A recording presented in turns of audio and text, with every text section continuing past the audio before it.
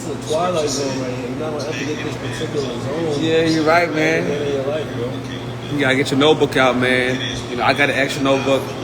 There's some pencils. Even though you might be timing yourself to study, you're not gonna get this particular frequency again, bro. Yeah, there's private information. The book is literally called Private Wade Star Private Banking. So we're about to go into it. A practical course in miracles. So we got counselor, bro. These are 4 or 5. And this is free. This is free.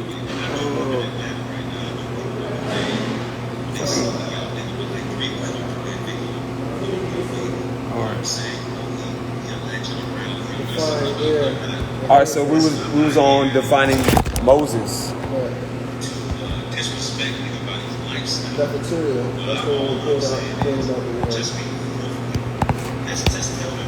Moses in Hebrew is Chaldean, which is to pull out of the water.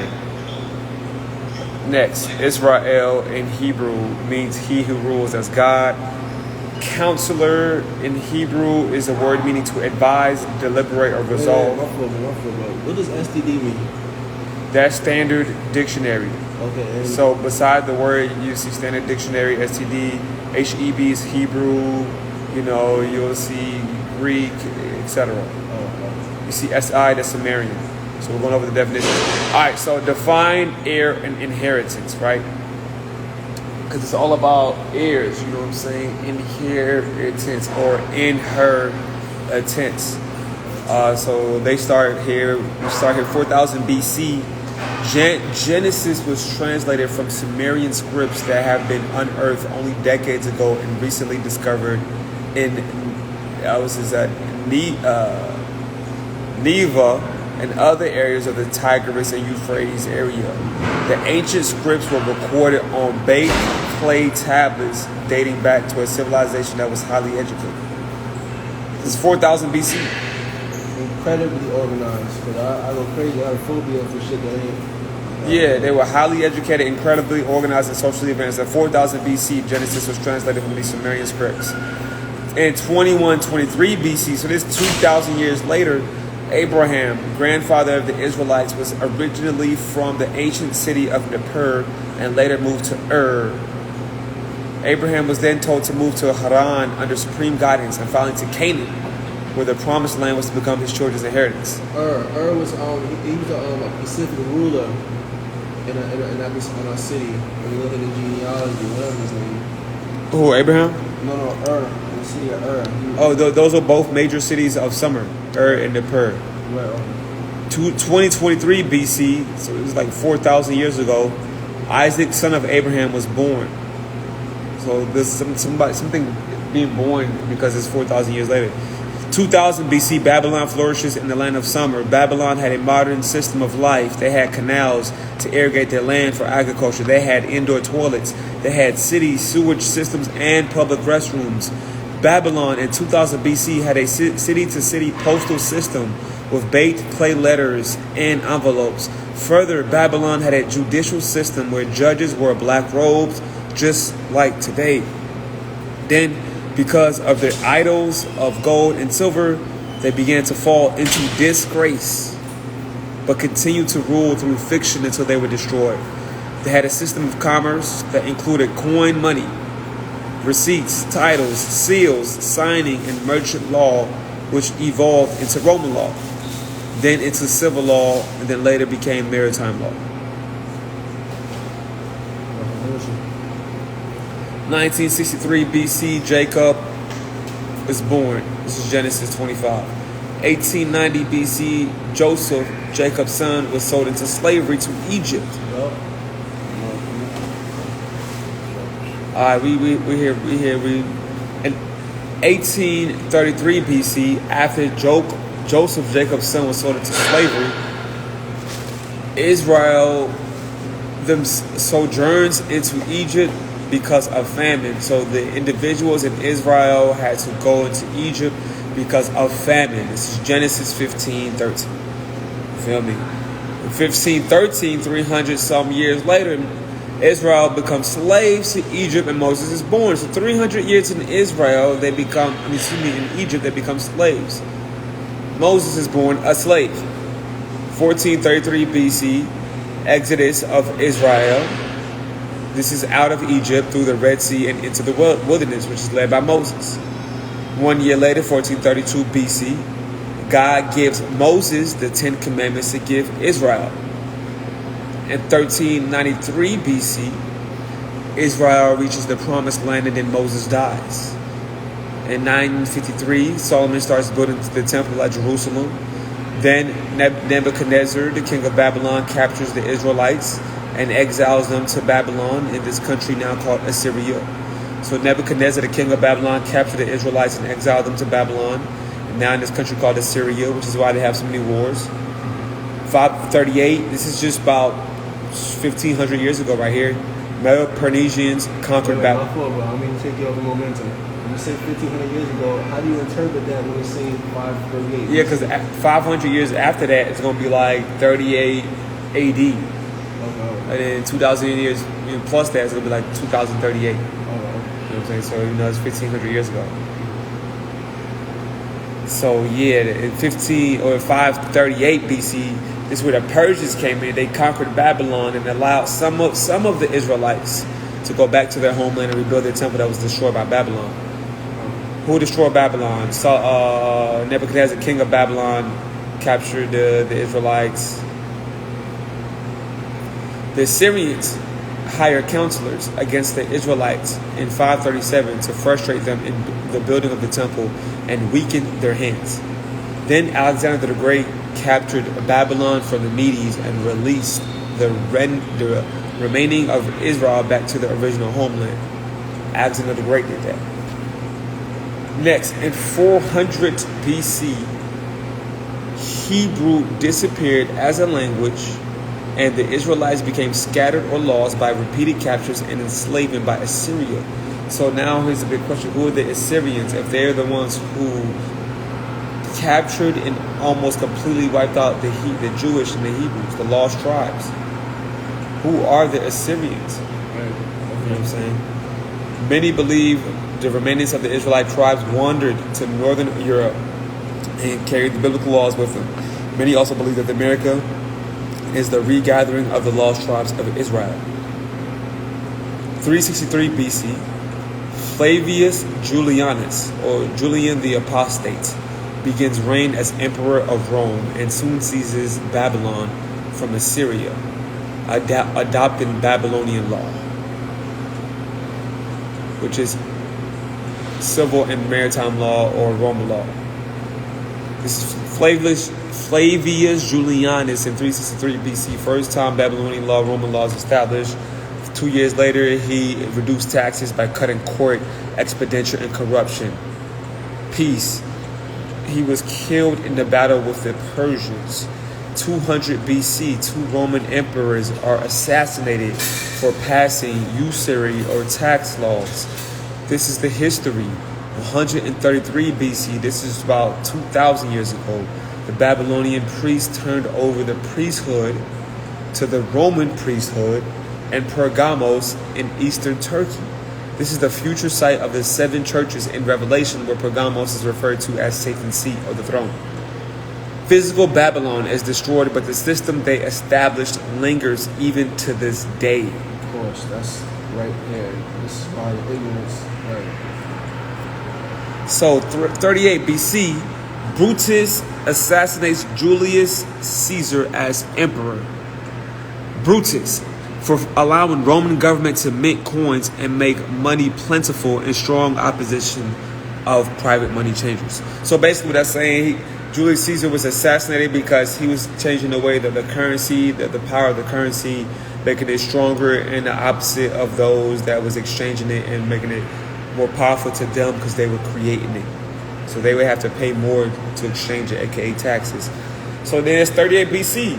Then 60-some years later, 33 AD, Christ chases the money changers, the banks, out of the temple, and 3 days later, he's charged with blasphemy. Oh yeah, that's when he flipped the table and told them you're robbers and such and such, thieves and robbers, robbing the church. That's in the Bible. Yeah, by the Pharisees, and he was crucified. So the Roman priesthood was later moved from Pergamos in eastern Turkey to Rome, Italy. So not too shortly after Julius Caesar as emperor was assassinated, Christ went on his rampage. Roman priesthood was moved to Rome, Italy. Now let's begin our American history. At the very beginning, the first on the scale, we will find the Bible. The Bible is the basis of all law on this planet. If you want this ebook, just go ahead and send me a message, shoot me the message ebook, and we'll get you this ebook ASAP.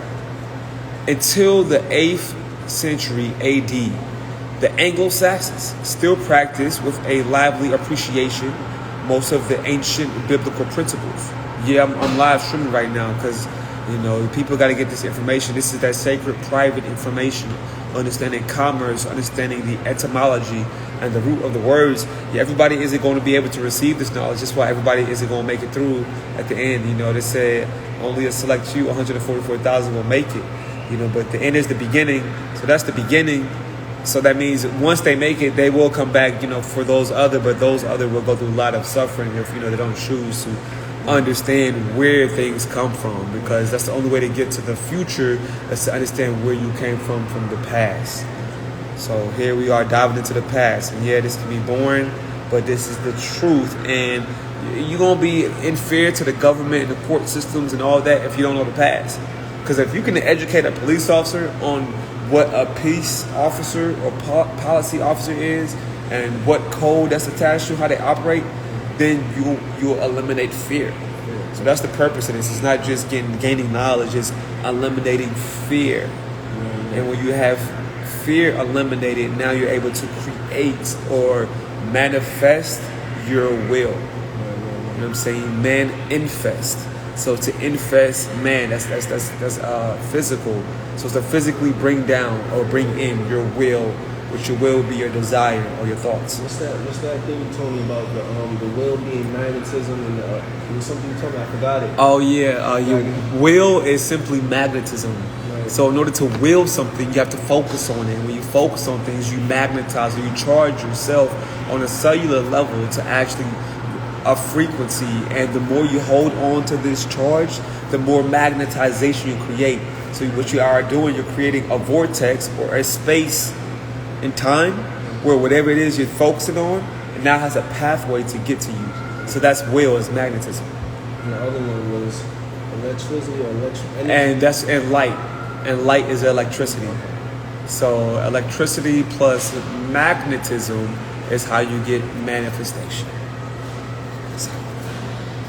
Yeah, it brought me back to that the solar light download. Light is electricity.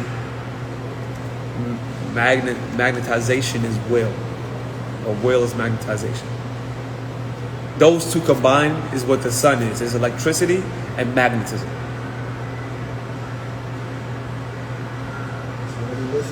I needed that. Take notes. Yo, take notes. If you're not taking notes, this is Waystar Private Banking, free consultation. So we're reading a book. This is a book from the club. So only if you're in the private wealth club, these are the members that I give the book to. Other than that, that's why I'm sharing the information now. History of America. Until the 8th century AD, the Anglo-Saxons practiced with a lively appreciation most of the ancient biblical principles which characterize the precepts of people's law. We're going to get into what people's law is, right? It was a system designed to preserve and protect the unalienable rights of the people, at the same time provide a divided, balanced, limited form of government, right?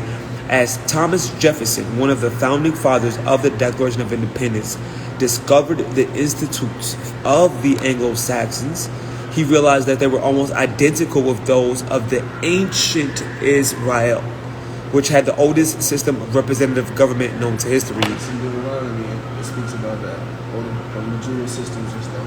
And remember, Israel, they had the oldest documented form of governmental known to history because they were the first ones to incept the idea of capitalism. So, continuing, let's go upward to the next section, right? We're going to talk about Henry the First. We're going to talk about Goldsmith, William the First, the Normans, and we're going to define civil.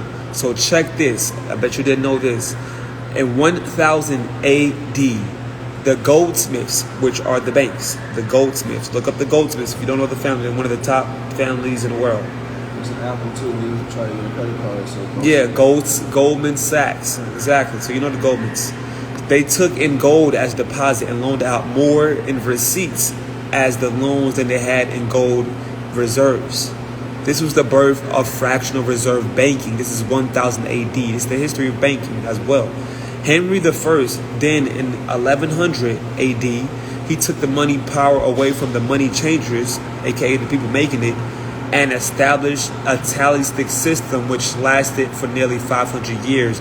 So in 1066, the Normans under William the Conqueror subjugated the English or conquered the English people and established a royal dynasty which still occupies the throne of England to this day.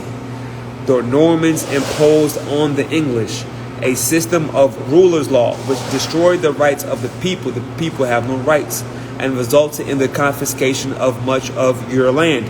You have no land, and inflicted a system of cruel oppression. You are a slave on the people that was virtually unendurable. So this is what it is. In AD 1066, the Normans under William the Conqueror, they occupied the throne of England. They still do to this day. Boom. That's the truth. That's the history. That's his story. Then we got the Magna Carta. The Magna Carta. Most of y'all just know the rap album, right? This is because King John was one of the most ruthless, cruel of the Norman kings.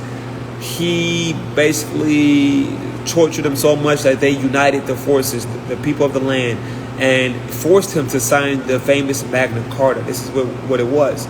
It was done on a hill at Runnymede, England, and it was under the threat of beheading him, the king, if he did not sign the paper.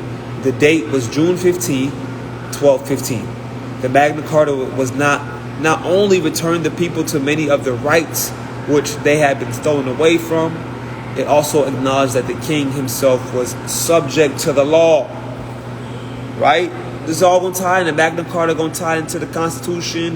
It's going to tie into the parliamentary power in England. It's all one.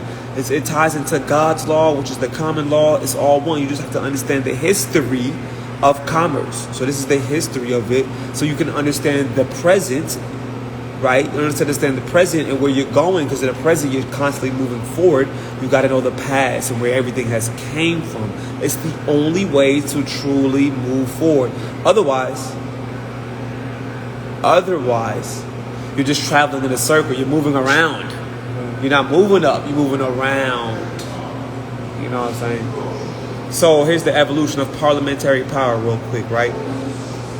Here we go. This is an exhaustive illustration on the definition of words. This will give you a better idea of what it is meant by defining a word.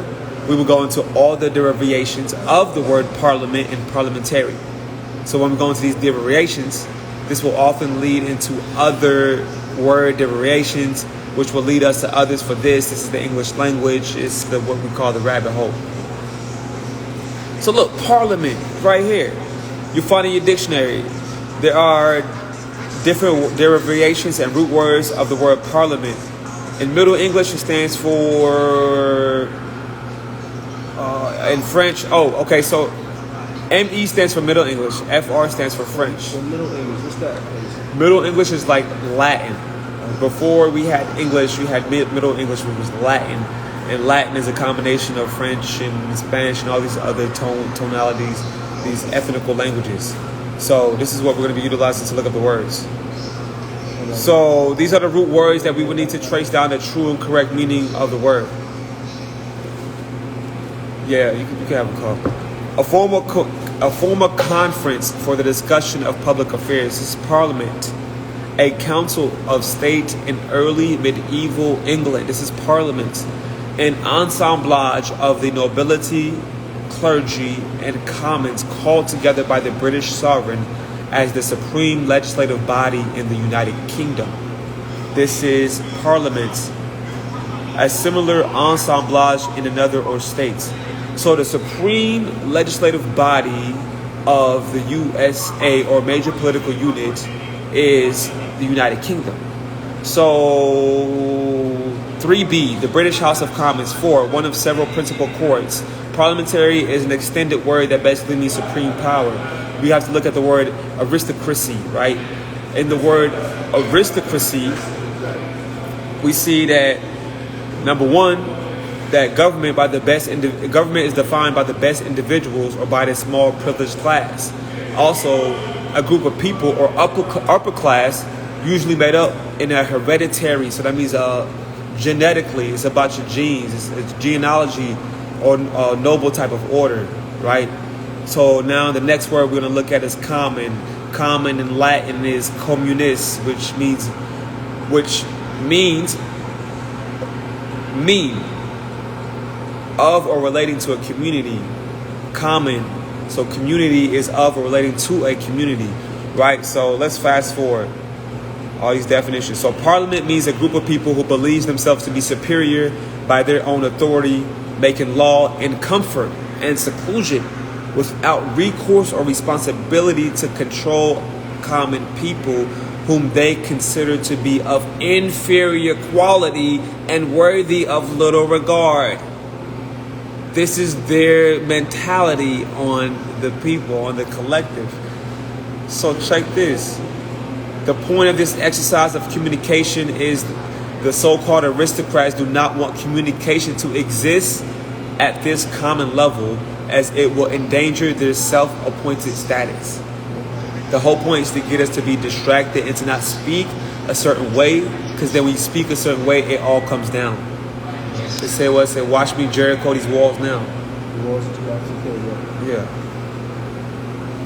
Anyways, the foundations of parliamentary government began to develop around 1265. This gradually developed into a legislative voice to represent the desires of the people.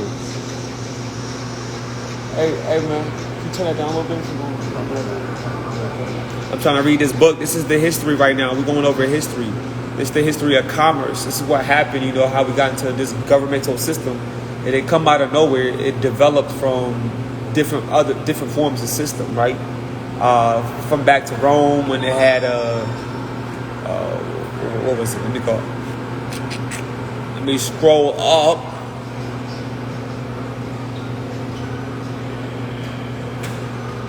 They had a Babylonian law system, Roman law.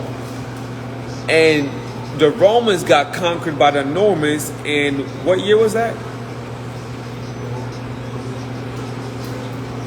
It was 1066. And since 1066, the Normans been doing what? They've been sitting in the English throne to this day. So it's not even the United Kingdom, it's the Normans. Right. So then in 1500, this is just like 1,000 years ago. And not even that long, because 500 years ago, no, man. it wasn't that long. It's about to get it, man. Look around and see what's going on, bro. I'm about to kill you, bro. You talking to me? Nah. Oh. Yeah, you already know. Yeah, give it to him, man. So if Henry VIII, this man, he relaxed the laws. This is what politicians do, man. They just to influence their own families. This makes people mad. So right, people get mad, they start going to war. Julius Caesar conquered England, which later paved the way for the re-establishment of the Roman Catholic Church in England. Right? So this was in 1500. The Catholic Church then excommunicated, aka cut off the king for beheading several of his wives.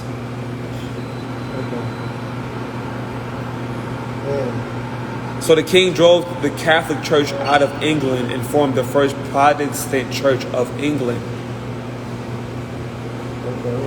There's family beef. So then 100 years later, Queen Elizabeth, her ass. That's the same one that just died, or no? That's not the same one. 1600? I'm sorry. My bad. Yeah, it's the same one, but not the same one at the same time, because her name is still Queen Elizabeth. Yeah, my fucking mom. We see tomorrow. So- I'm doubting. You're gonna be good, bless up. No, I'm on autopilot, so I'm just. So this is the first, Queen Elizabeth the first, right? She controls the money supply and then issued her own coin against the wishes of the money changers. So there were a group of individuals known as Parliament that were creating money supply. But then the king or the queen, the royal house, then created their own form of coin. So we have a split in currency. So you need to know this name as well, Oliver Cromwell. He's the one who financed all of the money changers and had King Charles killed, which then had England go into debt from the wars that they then went into. This is 1600. Okay, King Charles, after they. It's like 400 years ago. Supposedly when motherfuckers was enslaved, right, 400 years ago, this is what's really going on. You know, ain't no 400 years of slavery, my ass. Somebody's math is off. Because in 1688, it says right here, that same person, Cromwell, financed William the Conqueror, William of Orange of the Netherlands. He came in and he took possession of the English throne. So you got a few different individuals. You got Netherlands, you got England, you got Rome. What was the other one? And you have the Normans. These are all European countries going at war with one another. It's all in the 1600s. There was no slavery going on in the 1600s. They were fighting themselves over there. So after that, in 1694, 300 years ago, England, they were monetarily exhausted after 50 years of war with France and Holland. Then the Private Bank of England formed a whole new entity, and they secured themselves with politicians and their own laws to protect their bank and the debt that they had. So wait, they didn't have us as slavery? They didn't have us as slaves? Not in the 1600s. Okay. Not in the Americas. They were still fighting, trying to get their own independence. That's why they came to the Americas, because they couldn't get their own land. They were servants to the land. And that's why now people here are servants to the land, because the founding fathers, they were servants to the land. So when they came over here, they didn't come over here to be servants anymore. Yeah, okay. Yeah, you're right. So I said, somebody got to work this motherfucker. You know what I'm saying? That's why they say knowledge is power, man. Because the motherfuckers didn't know who they were. So then, boom, 1700. The English debt went from 1.2 million pounds to 16 million pounds in a few short years. Then in 1748, this is where you had Amschel Buyer, which is also known as Rothschild. In Germany, he opened a goldsmith shop under the name of Red Shield. Red Shield, like American Cross, Red Shield. Right? So in the German tongue, Red Shield is pronounced Rothschild or Schild, which we say Rothschild. So Rothschild in 1748 had 5 sons. So during the reign of the German kings over in England, George I and George II, George, right? Like George Washington. You know what I'm saying? German kings. You hear what I'm saying? So George Washington is not what we think to be, as we just think European, but what type of European? Right? So it's 1714, 1760. So we'll next. The dollar bill. Yeah, because he's the first quote-unquote president. You know what I'm saying? George was. The parliament was left alone for the first time in 1760. The government was almost entirely ran by the king's prime minister or the king's henchman. It's like the bishop on a chessboard, right? Which meant that the king, he had the power basically to overthrow and appoint anybody. This brought England to the status of a limited monarchy with a parliament system of government that allowed people to exercise unlimited power. It's the first time that government was given unlimited power. It's because everybody kind of stepped away from the seat. King stepped in and then appointed his own individuals. So now because it's his own people in the space in the office, we in the house, you know what I'm saying? They got unlimited power, unlimited contracting power. So the parliament system in England never rose above this, nor did any of the commonwealths, being Canada, Australia, and the others, such as the United States, which they're following the same pattern. Therefore, understand that many frustrated Europeans at this time, that's when they began a migration to America in order to find spiritual and social freedom. They didn't come here with slaves. So wait, how long ago? So yeah, that's a good question. How long ago was slavery? We're gonna get into it.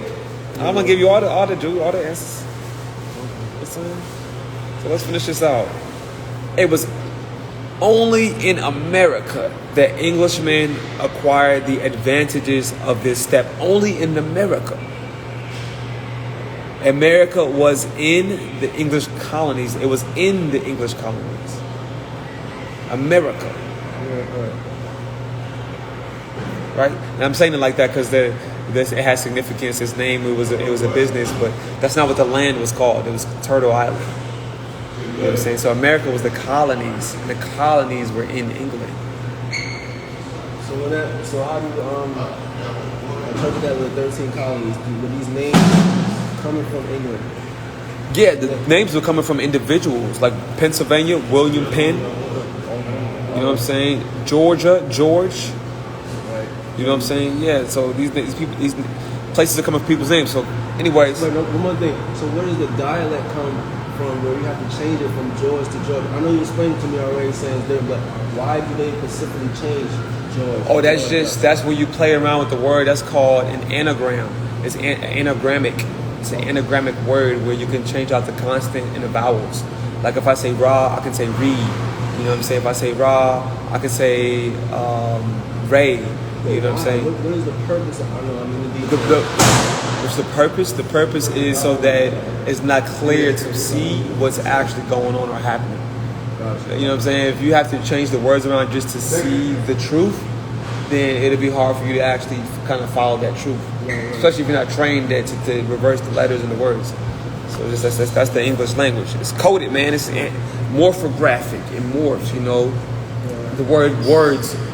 You can take the last letter off and put it at the beginning and create a different word. Swords. You know what I'm saying? So we reading it one way, but the way they reading it in law is 3 different ways. So we SOL, we losing 2-1 every time. We speak in a broken language, but we're so proficient and confident in everything we're saying. All right. Right. And look, you got me bugging because then while they read 3 different ways, what are they using with the interpretation for what particular timings? So like they lead it 3 different ways because of how the dialect. When are they applying these in context of when it's time? Like where they getting it from? No, like alright, like you explained, you said Georgia, they're playing on words so you can't see it clear. You got, let's just say standing in the 3 different ways looking at it. How are they applying these 3 different ways in context with whatever scenario it's being? How they applying it?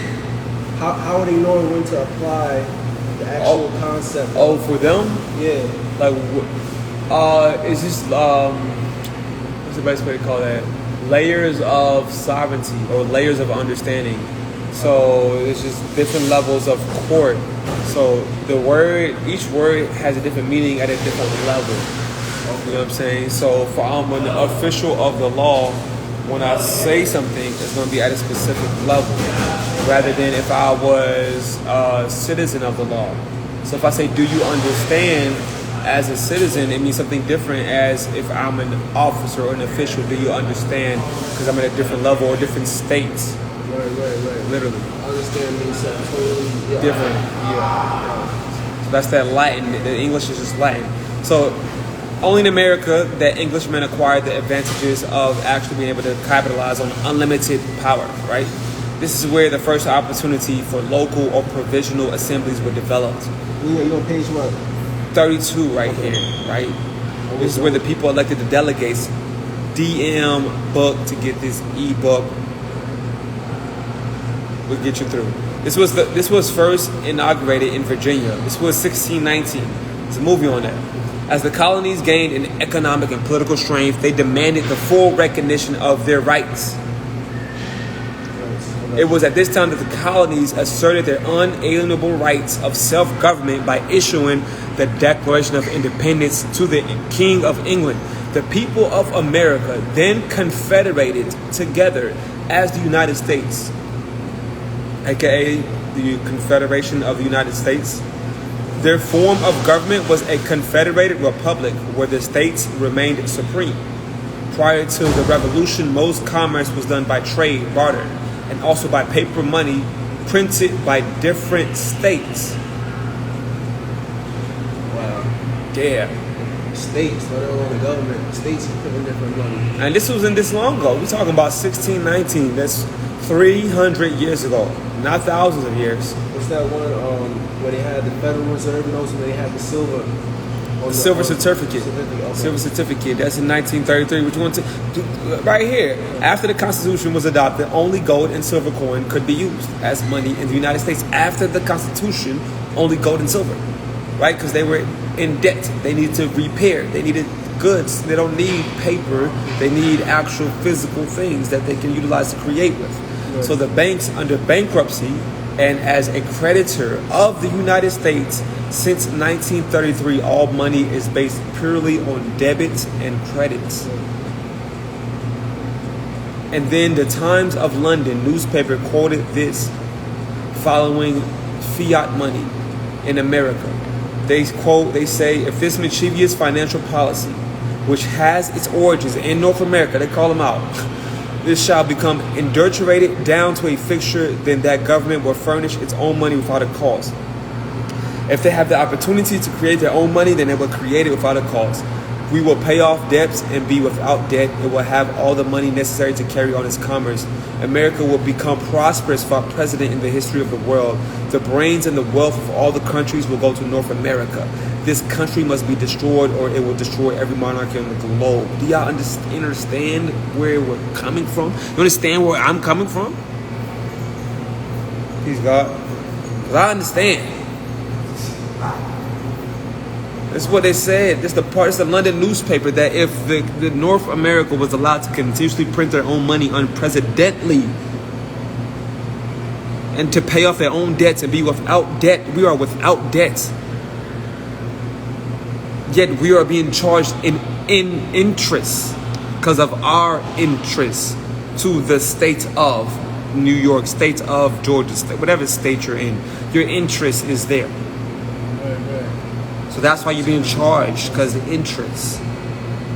You got my shit Russian. Yeah, because you got to resubjugate your interest. Yeah, that shit's flowing because it's we finalized the process, as far as getting individuals paperwork, going to Ohio to sit down and speak with the chief so we can accelerate the process and actually push it to the public, because we've been private. I've been private, and now it's like, okay, I see what's going on here in New York. It's actually time to bring this shit to the streets for the people. You know what I'm saying? Because it's a real war out here. And yeah, unless you were born within a family like a trust baby or something like that, you just wouldn't know what's going on. So that's why when we was watching the other video, I'm like, unless you're born and you have a specific lineage, you just would not be able to know the information. Right. Unless you have some type of mentor or what they call it, like not apprentice, like a coach. You would, a guru. You wouldn't be able to know the actual information because it was cut off. And we're going to get into how it was cut off too right here. Sheesh. Shit turned out. So, the Declaration of Independence, the Revolutionary War. Boom. America, by the Declaration of Independence, they declared war on England. When you declare your independence or something, that's a declaration of war. However, most people do not realize that the primary reason for this war was not taxation without representation, but it was actually forced payments of taxes to the king in gold and not paper money. America was flourishing by using their own fiat money system based on their own production, not a gold-based system that could be manipulated by the king. So the king could not control this paper money system, and therefore he passed a law requiring everyone to pay taxes in gold only. This was all happening at the time of the American Revolution. This is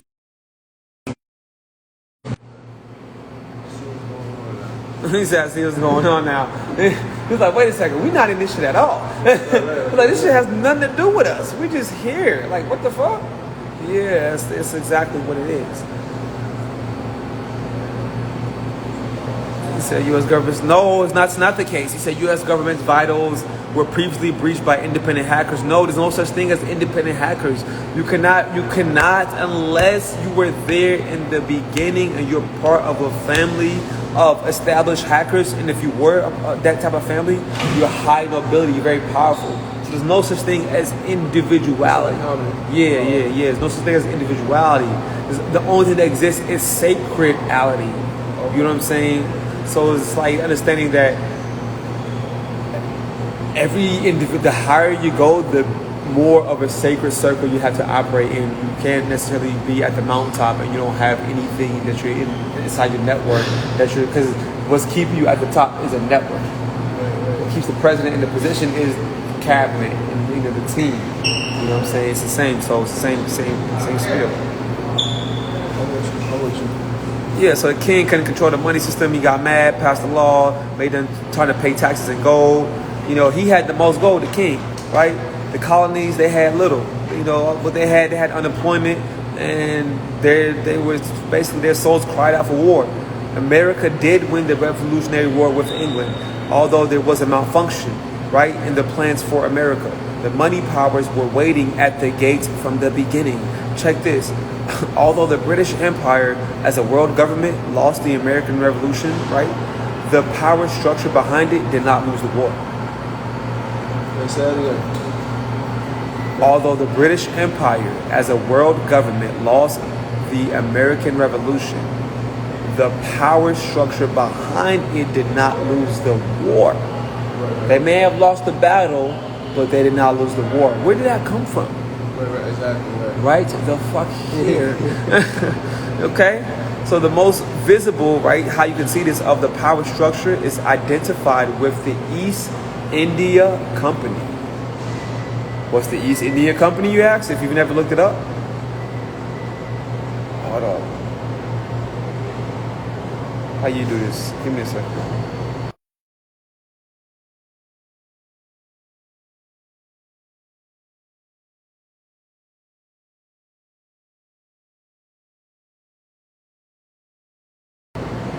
All right, yeah, I got to send a contract and I got to do a few things, so I'm going to wrap it up here. I have some individuals who are waiting on me and I really want to honor their time, right? So we're going to get through this history at commerce so that we can move forward in the future. And then we'll get into debts, we're going to get into credit, we're going to get into currency, charge, bill, exchange, etc. So we understand the structure that we are aligned within, not just mentally, but physically, right? So boom. The power structure, the East Indian Company. What's the East Indian Company, right? They're the owners who contribute a portion or a lot of power structure to the banks, right? So they operate behind the British government. And not only did they not lose any power, but they moved right into the new USA economy.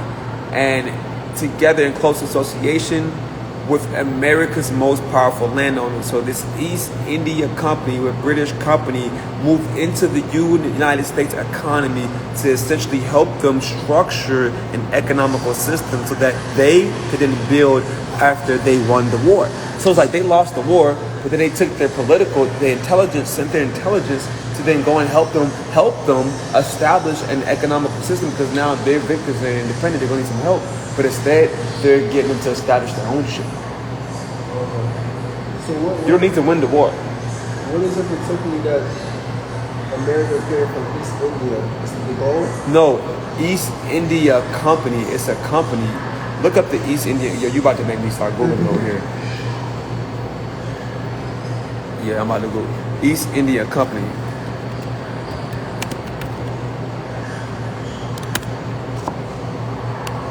I think I'm playing. East India Company was an English and later British joint stock company. English and British, two different entities, founded in 1600, dissolved 1874, was formed to trade in the Indian Ocean region, initially with the East Indies and later with East Asia. So there you have your trade routes right there. That's when they started. After that, after the wars, the East India Company was a part of the individuals transporting individuals that were prisoners of war, because that's what they were in. They were at war at the time. Your prisoner, where everybody here is essentially in a form of prisoner of war, because that's what we're in. We're in a spiritual war, because those who are the originators of the information of the land, they're not in place or position. So the land mass itself is at war with itself until those people get back in position. Right. Just get back in your position. Oh, that's for private members. Waystar private banking, that's for private members only, man. You know, you gonna have to get in the you're gonna have to get in the club, my boy. You know what I'm saying? I'm over here with my nah, I'm kidding. Nah, we know we gotta read this. We got book club starting, you know. Shout out to Dylan to Foreign Infinite Banking, Foreign Infinite Brands on getting funding and spreading out to the Virgin Islands to actually do some government contracting. Yes, government contracting in the Virgin Islands. So y'all tap into Dylan to Foreign. Shout out to him. He got some big things going on. Okay, boom. While the British government lost the war in 1776, the East Indian Company, which was a trade route company that the British established, they moved their power structure, right, their political structure, right, into the United States economy, and together with the largest, the most powerful landowners, established the Constitution, right? Let's move forward. Boom. What gives the authority for the American Constitution is 6 things. Before we get into the Constitution, let's explore what authority the states and the federal government were created and established. Let's see where the authority lies so we can see who has the real power, because I'm tired of arguing, going back and forth between what's right, what's wrong, and what's legal and what's illegal. Okay. Right? So let's see. Where does the power, the authority of the states and the federal government come from? Where was it established? Right? Number 1. The Bible. Okay. In the beginning was the Word. John On all those pieces of papers are words, okay? So let's bring it back. John 1:1. Thank you. Number 2, the Magna Carta, which King John signed in 1215, right? Taking that power away from the king. Number 3, the Petition of Rights granted by King Charles I in 1628. Number 4, habeas corpus rights granted by King Charles II in 1679. 5, English Bill of Rights granted by William and Mary, 1689. 6, Articles of Confederation. These documents make up the Constitution. The Articles of Confederation. Yes, they became the basis and guidelines in creating the Constitution. So it is important to know at this point that any Constitution must have some prior reference in order for it to be established. You don't have a church, you don't have a ministry, you don't have your own family private trust if you don't have something that predates 1950 to connect it to. Because who are you? Where's the besides yourself has seen and operated in the business with you, right? So boom, finishing this up. Based on this premise, any and every constitution, therefore, after must have, meaning no constitution may diminish in any manner those rights that were already established in the above 6 documents. Next, man or the people of different states created state governments for the protection of their own rights. You created the state government for the protection of your rights. That means you were a national of that state. You're of that nation. That makes you a national. That's 8 USC 1401, a national of the states, right? You delegated certain authority from your powers by and through state constitutions in order that the 3 branches of government could properly carry out what was outlined in the constitutions to protect your rights. Okay, so guys say that in layman terms. Then the states created the United States. We the people, you the people created the states. gave power to the state to control certain affairs. And then the states came together, those who had power, and created the United States. So it's an outline within an outline in the actual state. It's something ruling over the United States in a sense. But that particular thing still exists outside of the United States. Yeah. This is still the foundation. Yeah, it's just like a shell within a shell within a shell.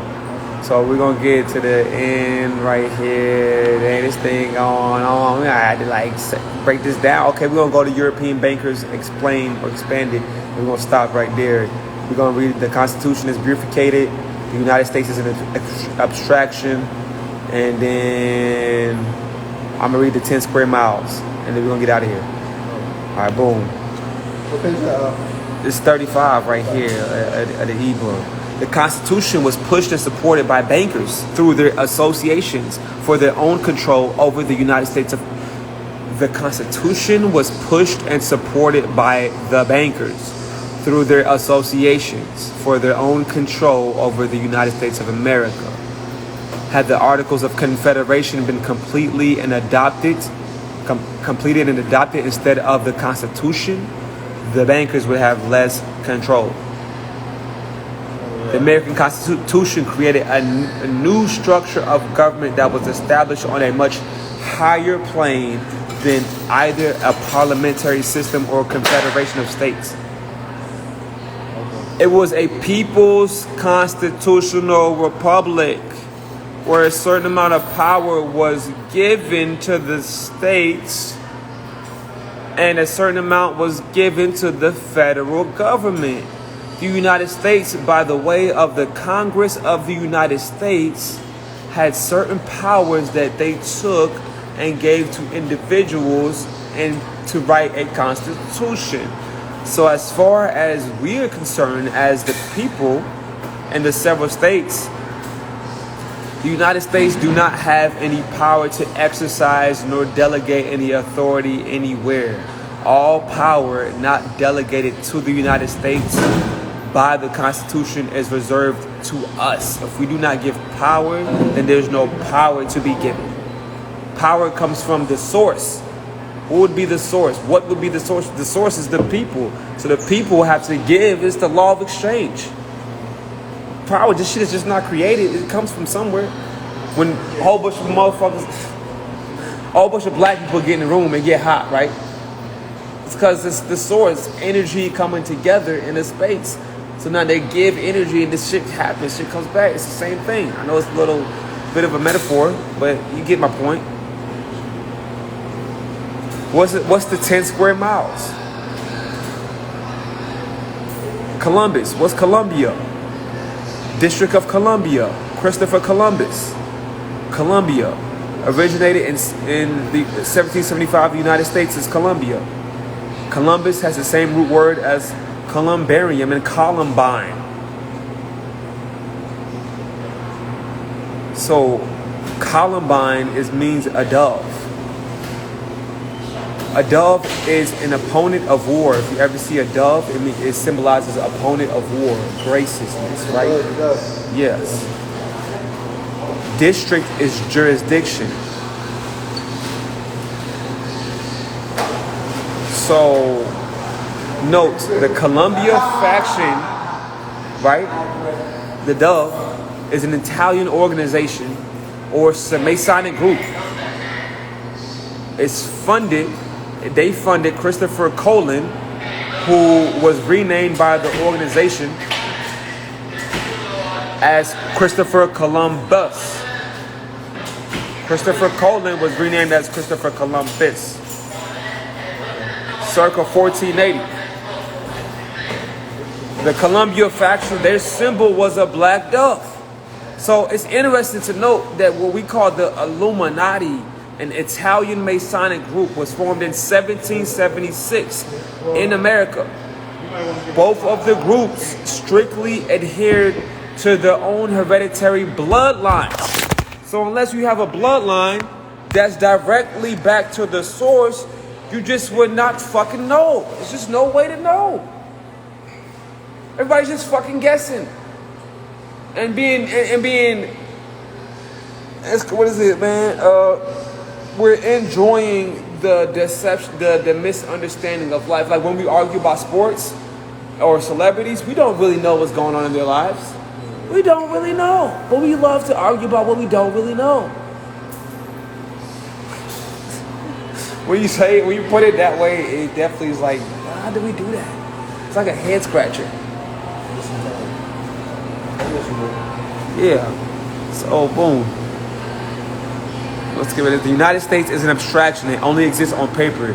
It is a total fiction, which means that it exists as an idea.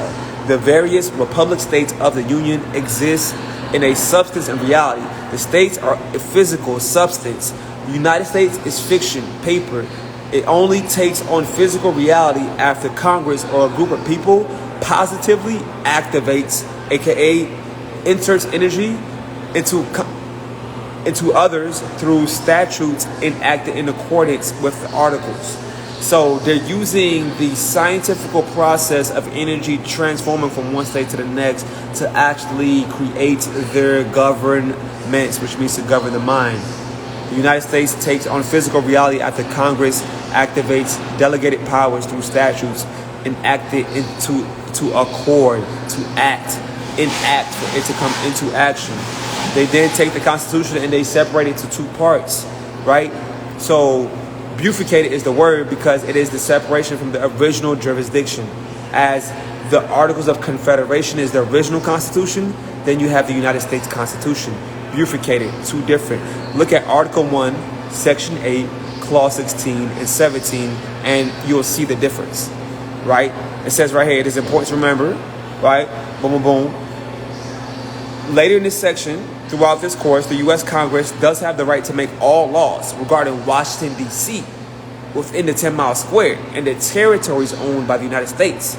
That's the only scope of power that they have, right? So this is the end of part 1 of the first course. Make certain that we gather together, ask questions. This preview will be saved. But yeah, if you want the preview, you either got to join the club or join the membership on here. Should I give you a jump start? Jump start, man. Should I give you a jump start? Oh, We got to say for the camera, man. Oh, hell no. Just say it this way. It's not on you. It's not on you. You just got to come closer. They can't hear you. You got to speak up, man. What you say? Oh, my God. Oh, shit. You got to be out? So you got a jump start? Jump start. I can't. Paper punch, man. So this was the course 1 history. Where do we come from? To get to know where you're going, you must know where you come from. The ideals of the systems, who are behind them, the individuals, not guessing any games. If you missed this preview, I'll clip some and I'll put it up. Otherwise, only way to see it, joining the club, becoming a member, or I'll post it on this Instagram platform in a file, and you can access that file as well. So this is the Royal Minister. I'm coming to you live and direct. Yeah, I gotta go finish these contracts. Peace. Peace to the gods.